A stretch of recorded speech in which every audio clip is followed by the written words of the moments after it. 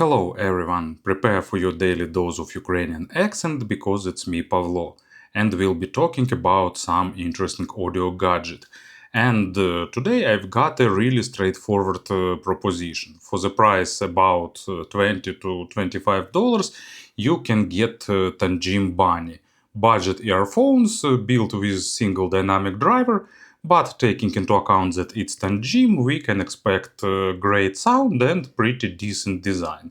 And that's basically it. Let's have a closer look. Box is pretty small, but it's made with same attention to details, typical for more expensive Tanchjim models. On the front panel you can see earpiece itself. Also they decided to highlight that here used 0.78mm long pin connector and dual magnetic driver technology for ultra DMT, so probably something good. On the rear side you can see the diagram of earphones internal and highlighted features. So inside we have signature box with letters T as a pattern, company's logo, and here goes earpieces themselves. You will also get simple storage pouch and some manuals and two set of tips with 3 pairs each, which is pretty okay. Probably I'd like to see some more sturdy and reliable case, but in this price range it will be hard to fit it. Here are earpieces themselves. They are made mainly of clear plastic, which looks pretty attractive with these metal faceplates. They are compact in shape and fitting nicely into even small ears. And my average ones are super comfortable with them. So on the front side it just looks pretty simple, but at the same time nice. But on the inner side you can explore the internals of these earphones. So here is this driver, and here you can observe that maze-like structure that Tanchjim used to tune the sound of these earphones. Pretty interesting that you have an ability to observe all that. Driver is located right behind the spout and the sound goes directly into the spout. Spout has average length and providing about average sound isolation. There is a lip for holding the tips and protective grill, so all parts are in place and the tips hold pretty well. Here is replaceable cable, and as promised we are getting 2-pin connector and with the pins that are pretty long indeed. Probably it's made to provide additional mechanical reliability, which works kinda good here. Cable is simple, but at the same time pretty nice. We've seen this cable many times before. It's almost a standard option nowadays. Ear hooks without memory wire, and here we have silicone tube like insulation, and inside you can see that spirals of braided cables. Here we have one button talk control. Microphone is pretty okay actually. If you move it closer to your mouth you can do some short phone calls easily. Then it goes to the splitter with chin slider. Cable is pretty soft and comfortable, but if you want even further reduce microphonic effect you can use this chin slider. And after the splitter it goes down to the regular 3.5mm connector. You can get Bunny with analog connector, or you can get a version with USB Type-C connector and built-in DSP. Probably for almost everyone there is more sense in getting Type-C version, because it will allow you to use it right with your smartphone, tablet and stuff like that. And also you'll get DSP that will allow you to tweak equalizer and adjust sound to your likings. But I have a lot of other decks, including Tanchjim ones, so I wanted analog version to test it like in pure form. Unsurprisingly, Tanchjim did a good job tuning these earphones, and they created a nice, non-fatiguing, pretty comfortable signature, but at the same time, they of course didn't forget about technicalities. They are natural, but at the same time, they definitely don't sound monitoring, natural, focused on the micro contrast. No, it's overall musical, well balanced earphones without any big accent. I'm speaking about default version. With equalizer, of course, you can get whatever accent you'd like.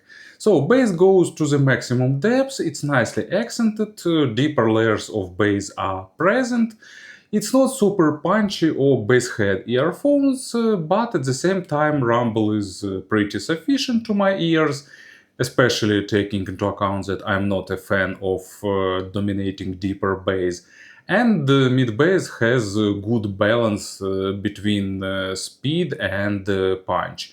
Amount of small details, of course, not maximum, but nevertheless, instrument sounds pretty realistic, and there is no this effect of pushing low register instruments into your face or like hiding them somewhere in behind. And also it's really good in texturing. So pretty universal type of low frequencies that will be enjoyable with both something relating on synthesized bass and something that has more natural and nuance-rich low frequencies.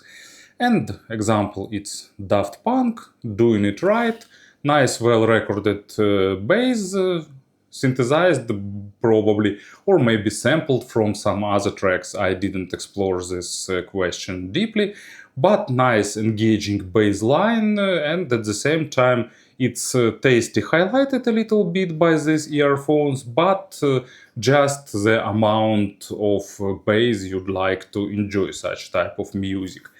Basses very smoothly transition into mids, and the lower mids have a bit of additional weight to make instruments more full-bodied, and vocals, especially low male ones, sound more prominent and more visible. I've read that DSP version actually has a bit less of this warmth on the lower mids, but probably it's a matter of preferences anyway. So some prefer a bit more weighty and warmer mid frequencies, others prefer some more focus on the small nuances. In general, resolution is pretty good, but they're not making focus or accent on small nuances. And another important feature of these earphones that I really like recently is that they don't have noticeable accent at 1 kilohertz area. At first, they sound like they're lacking this clarity, they're lacking a bit of sparkle, but after some accommodation, you understand that it's all here, you just getting it in a more natural and organic way. So, once again, if you have doubts about your preferences here, you're just getting DSP version and you can tweak it. But for me, this type of tuning is more and more appealing recently, so you don't getting additional shoutness, you don't getting some harshness on the upper mids and lower treble, and that gives you more natural and organic representation. Imaginary stage is above average in width and in depth, but width is slightly bigger than depth. It's not huge, but at the same time it's pretty nicely built. You won't get like super rich holographic stage, but for this price you're getting pretty spacious and pretty sufficient layering in both directions. And example for the mid frequencies, it's Iron Maiden, Wasting Love. Actually, I recently learned that 1992 album Fear of the Dark by many considered as failure in the Iron Maiden's discography. But for me, it's probably the most favorite album and definitely much better than No Prayer for the Dying. Anyway, Wasting Love is a great power ballad, and at first it seems that guitars are lacking aggression, but after accommodating to this type of tuning, you understand that they sound pretty nice with all necessary forwardness and distortion. And overall, really good representation of the vocal, percussions, everything is pleasant and not fatiguing. Treble has accent at 4 kilohertz area, but not big. And after that, they have recessed treble. That means that you won't get that harsh sibilance, you won't get metallic sounding, you won't get anything fatiguing in the treble area, but at the same time, Tanchjim selected proper amount of deep in this high frequencies area, so treble doesn't sound too subdued or missing or lacking. You're still getting nice amount of overtones, and they also have a slight bump in about 12 to 16 kilohertz area to add a bit of additional airness in the decays on the high treble area. They're not demanding in terms of quality of records, but at the same time, treble is pretty clean with proper attacks and decays, and with good saturation with basic overtones. So crisp and clean, but also not fatiguing, not sharp, and not forward. And I've got this track as an example. It's David Gilmour, Beauty, great guitar work, probably what we can expect from David Gilmour, and a lot of overtones that goes to the high frequency area. Of course, they lacking layering, they lacking extended overtones, but we're speaking about like $20 earphones here, so for this price, results are superb. Treble is simplified, but at the same time, definitely pretty organic and enjoyable.